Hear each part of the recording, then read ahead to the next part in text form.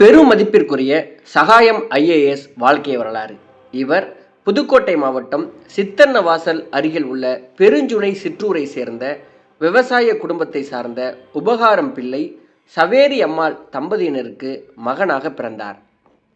1962 March 22 இவருடைய பிறந்த நாள். உபகாரம் பிள்ளை சவேரி அம்மாள் தம்பதியினரின் 5 மகன்களில் இவர் கடைசியாக பிறந்தவர்.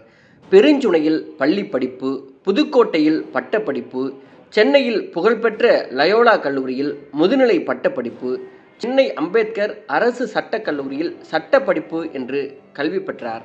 இதன் பின்பு UPSC தேர்வு எழுதி தேர்ச்சி பெற்றார். இவருடைய மனைவியின் பெயர் விமலா. இவருக்கு திலீபன், யாழினி என்ற பிள்ளைகள் இருக்கிறார்கள். இவர் மதுரை மாவட்டத்தில் தேர்தல் நடவடிக்கைகளாலும் நேர்மையான அணுகுமுறைகளாலும் மாநிலம் முழுவதும் பரவலாக பெருமையாக